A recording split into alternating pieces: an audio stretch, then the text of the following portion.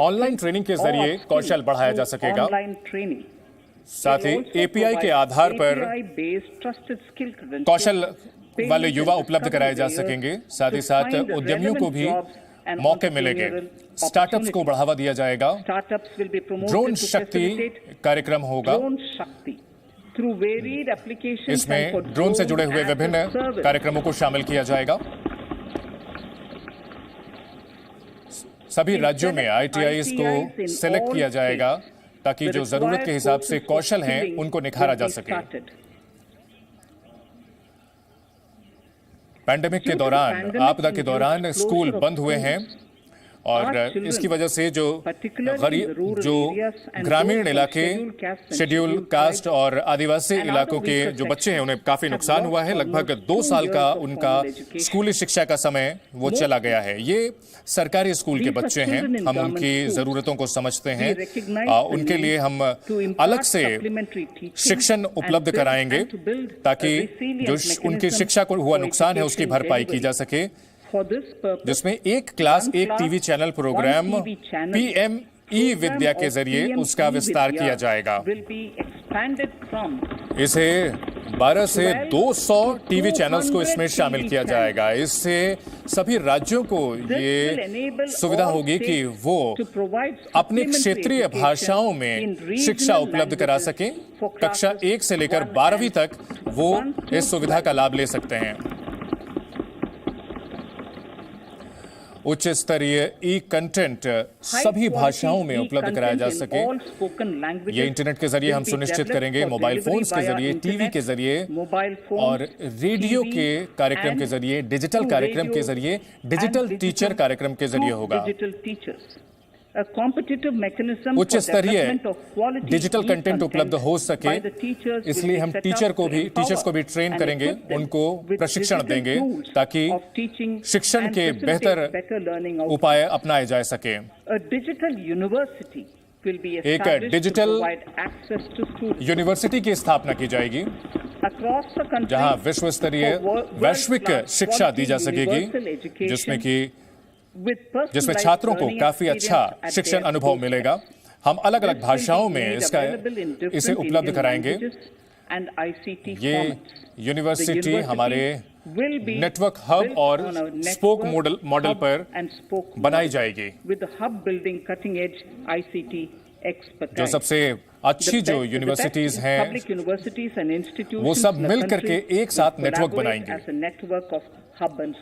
एक open platform की शुरुआत की जाएगी। डिजिटल हेल्थ इकोसिस्टम को जोड़ा जाएगा।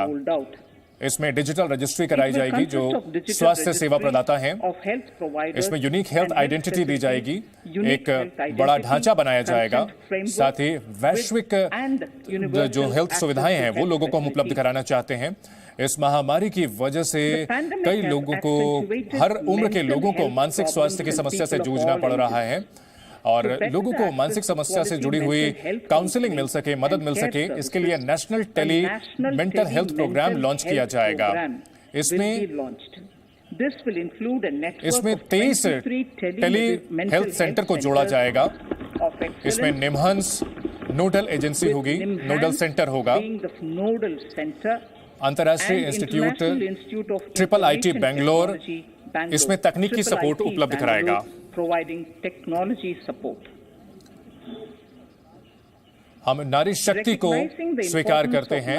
ये हमारे भविष्य के लिए बहुत जरूरी है और महिलाएं ही विकास को लीड कर सकती हैं। हमारी सरकार महिलाओं से जुड़ी हुई स्कीमों को काफी नए तरीके से लागू करना चाहती है। महिला विकास और कल्याण की जो सुविधाएं हैं, 3 स्कीम होंगी, मिशन शक्ति, मिशन वात्सल्य और सक्षम आंगनवाड़ी और पोषण 2.0 इसकी हमने स्थापना की है, जिससे कि महिलाओं और बच्चों को एकीकृत तरीके से मदद उपलब्ध कराया जा सके।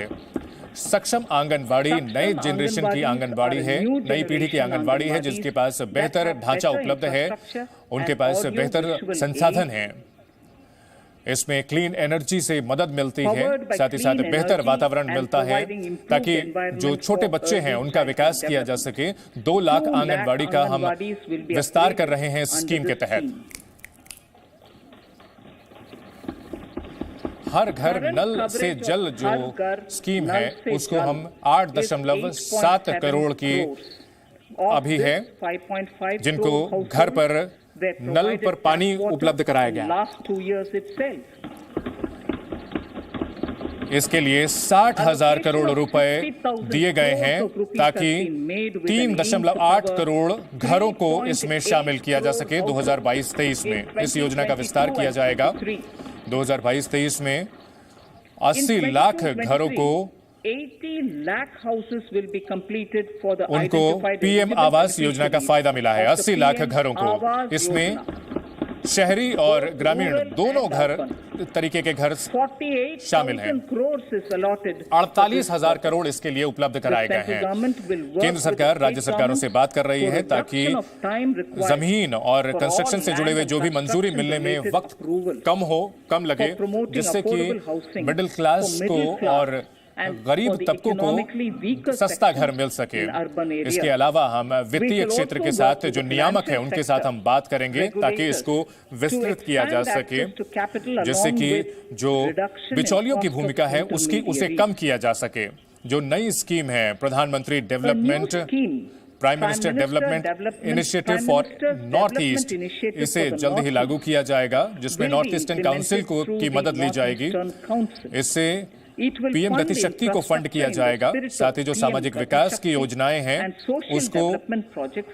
उसको फंड किया जाएगा उत्तर पूर्व के इलाकों में, ताकि इन इलाकों के युवा और जो महिलाएं हैं उनको मदद मिले और अलग अलग क्षेत्रों के बीच जो दूरी है उसको पाटा जा सके। जो केंद्रीय मंत्रालय हैं वो अपने प्रोजेक्ट भी चलाएंगे, इसमें उन्हें प्राथमिकता दी जाएगी जो कि राज्य सरकारों की तरफ से आएंगे। राज्य सरकार की योजनाओं को प्राथमिकता दी जाएगी। 1,500 करोड़ रुपए इसमें जोड़े जाएंगे। इसका एनेक्सर 1 के में विस्तार से इसकी जानकारी दी गई है। हमारा विजन है कि नागरिकों की जीवन शैली को बेहतर किया जा सके ताकि जनता को फायदा हो।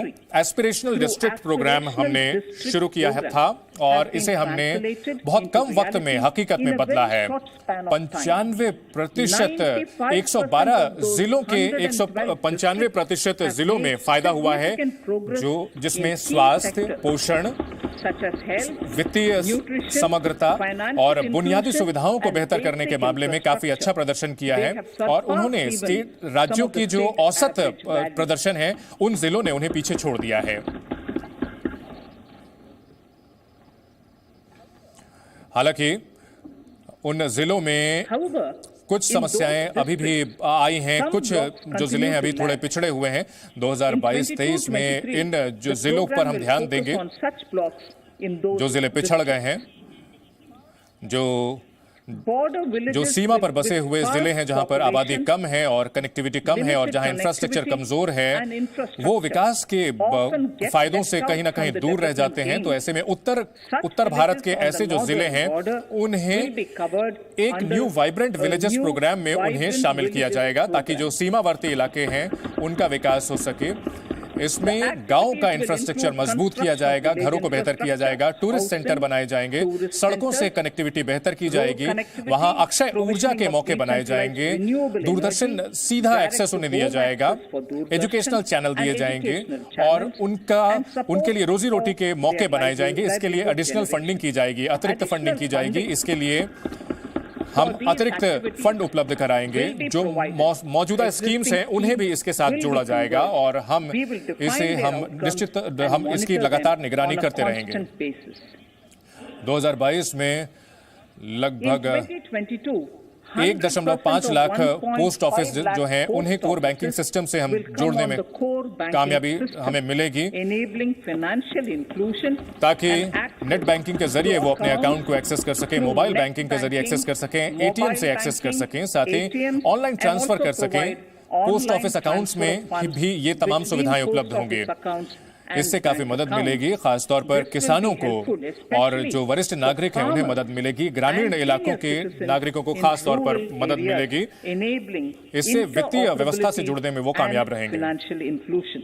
माननीय स्पीकर महोदय, हाल के सालों में डिजिटल बैंकिंग, डिजिटल पेमेंट और फिनटेक से जुड़े हुए जो नवाचार हैं वो काफी तेजी से बढ़े हैं। सरकार ऐसे क्षेत्रों को काफी बढ़ावा दे रही है ताकि ये सुनिश्चित किया जा सके कि डिजिटल बैंकिंग का जो फायदा है वो सभी देश के कोने कोने तक पहुंच सके और बहुत ही ये उपभोक्ता के हित में हो। इस एजेंडा को हम आगे बढ़ाते हुए और 75 साल हमारी आजादी के हो रहे हैं, हम प्रस्ताव देते हैं कि 75 डिजिटल बैंकिंग यूनिट्स की स्थापना की जाए, 75 जिलों में स्थापना की जाएगी और शेड्यूल्ड कमर्शियल बैंक जो है वो इनकी स्थापना करेंगे। वित्तीय मदद डिजिटल पेमेंट इकोसिस्टम को हम देना चाहते हैं। हमने पिछले बजट में जिसका ऐलान किया था वो 2022-23 में भी जारी रहेगा। इससे डिजिटल पेमेंट को और बढ़ावा मिलेगा, इसमें और भी फोकस मिलेगा, पेमेंट प्लेटफॉर्म को बढ़ावा मिलेगा जो कि इकोनॉमिक होंगे, सस्ते होंगे और साथ ही साथ यूजर फ्रेंडली होंगे। हम अगली प्राथमिकता की ओर आगे बढ़ते हैं। पिछले कुछ सालों में लगभग 25,000 अनुपालन से जुड़े हुए मामले, कंप्लायंस को हमने घटाया है और कई जो गैर जरूरी कानून थे उन्हें हटाया है। ये हमारी सरकार की मजबूत इच्छा शक्ति को दिखाता है। हम मिनिमम गवर्नमेंट और मैक्सिमम गवर्नेंस के हमारे एजेंडे पर हम आगे बढ़ रहे हैं।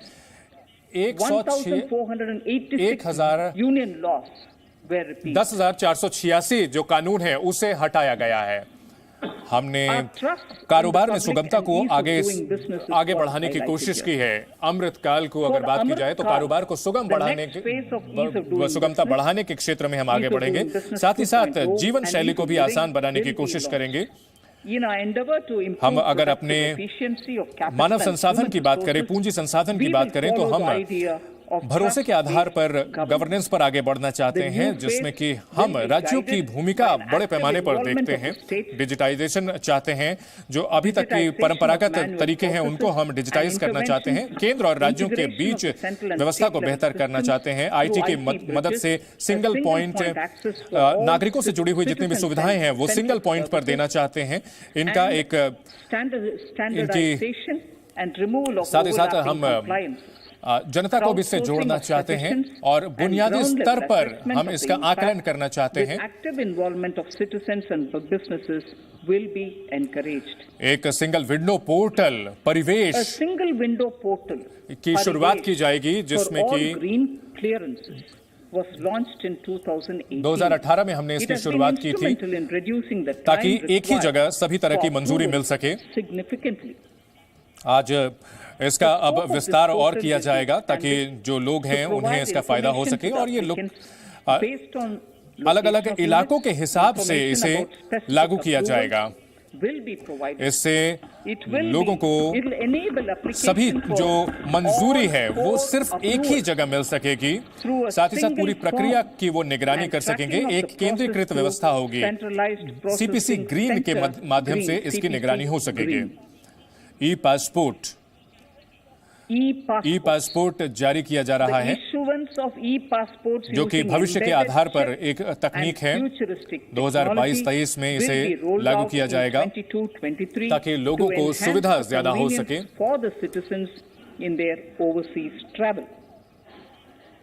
जब भारत 100 साल का होगा तो हमारी जो आधी आबादी है वो शहरी इलाकों में रह रही होगी और इसकी तैयारी के लिए जो हमारे शहरी विकास का क्षेत्र है वो बहुत अहम हो जाता है, जिससे देश की जो आर्थिक क्षमता है उसका इस्तेमाल किया जा सकता है ताकि हम जनसंख्या से जुड़े हुए फायदे को इस्तेमाल कर सकें। मेगा सिटीज को आर्थिक विकास का केंद्र हम बना सकेंगे। इसके लिए हमें टियर 2 और टियर 3 सिटीज हैं, दूसरे और तीसरे दर्जे के शहर हैं, उनको भी भविष्य के लिए हमें तैयार करना है। इसे हमें अपने शहरों को into centers of अच्छे शहर sustainable living, रहने की व्यवस्था के साथ साथ युवाओं के लिए मौके देने के केंद्रों के तौर पर इन्हें विकसित करना पड़ेगा। और जो शहरी विकास है वो पुराने तरीके से नहीं चल सकता। हमें इसमें एक क्रांतिकारी बदलाव करना होगा। एक उच्च स्तरीय कमेटी बनाई जाएगी जिसमें कि शहरी विकास से जुड़े हुए लोग होंगे, शहरी विकास से जुड़े हुए अर्थशास्त्री होंगे, ताकि जो शहरी क्षेत्र की क्षमताएं हैं उसको बेहतर किया जाएगा, प्लानिंग की जाएगी और वहां गवर्नेंस को और बेहतर किया जाएगा। शहरी क्षमता को बढ़ावा देने के लिए राज्यों को हम मदद करेंगे, आधुनिकीकरण हम करेंगे, जो बिल्डिंग बायलॉज हैं उनको आधुनिक बनाएंगे, टाउन प्लानिंग को बेहतर करेंगे।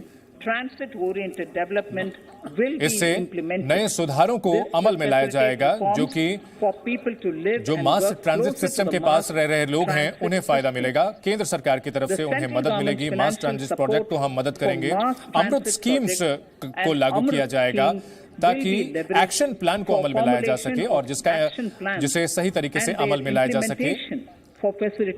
राज्यों को इसमें अहम भूमिका निभानी होगी।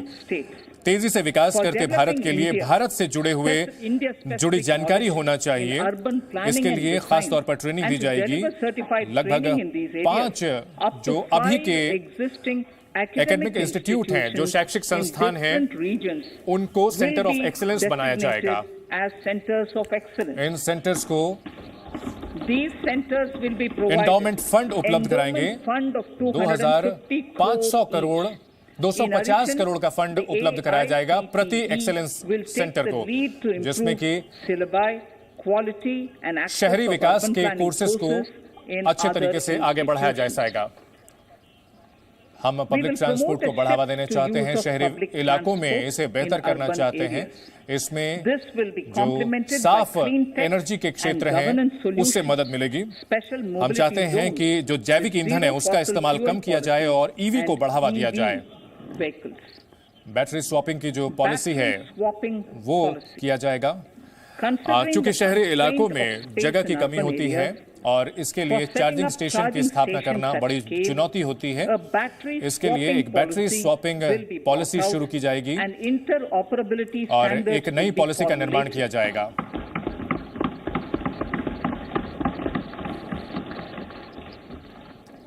प्राइवेट सेक्टर को प्रोत्साहन दिया जाएगा ताकि सस्टेनेबल और इनोवेटिव बिजनेस मॉडल बनाएं, ताकि बैटरी की उपलब्धता बढ़ाई जा सके, ताकि जो इलेक्ट्रिकल व्हीकल का पूरी व्यवस्था है उसको ईंधन की कमी ना होने पाए। राज्यों को ये बढ़ावा दिया जाएगा कि वो उन इलाकों की पहचान की जाए जहां पर आईटी के आधार पर मैनेजमेंट रिकॉर्ड किया जा सके। लैंड रिकॉर्ड को तकनीक की मदद से अच्छी तरीके से स्टोर किया जाएगा और वो अलग अलग भाषाओं में किया जा सकता है। राष्ट्रीय जेनेरिक डॉक्यूमेंटेशन सिस्टम के साथ उन्हें जोड़ा जा सके ताकि एक राष्ट्र एक रजिस्ट्रेशन का सॉफ्टवेयर उसको बढ़ावा दिया जा सके, ताकि एक समान प्रक्रिया होगी रजिस्ट्रेशन के लिए और कहीं भी जो रजिस्ट्रेशन होगा वो पूरी तरह से सही तरीके से लागू किया जा सकेगा। आईबीसी की अगर बात की जाए तो हम इसे आगे बढ़ाएंगे ताकि इसे और बेहतर किया जा सके,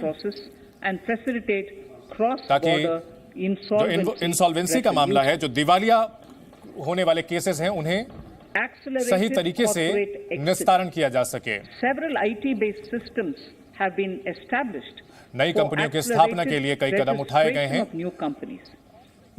और एक सी पेस के नाम से योजना शुरू की जा रही है जिसकी स्थापना ताकि शुरुआत करना और किसी भी कंपनी का समापन करना 2 साल से घटाकर 6 महीने किया जा रहा है उस अवधि को। सरकार की खरीद का मामला, सरकार की जो भूमिका है उसको आधुनिक बनाया जा रहा है अमृतकाल के हिसाब से। जो नई भूमिका है उसमें कई अलग अलग जो स्टेक होल्डर्स हैं उनकी भूमिका काफी अहम है। हम इसे पारदर्शी तरीके से लागू कर रहे हैं ताकि लागत और के जो नियम हैं इसे बेहतर किए जा सकें। जो 75% मौजूदा बिल हैं उन्हें 10 दिन के अंदर ही उनका निस्तारण किया जा रहा है ताकि और उसको सेटलमेंट किया जा रहा है। इसमें सभी पक्षों की राय ली जा रही है। हम पारदर्शिता को और बढ़ाने के लिए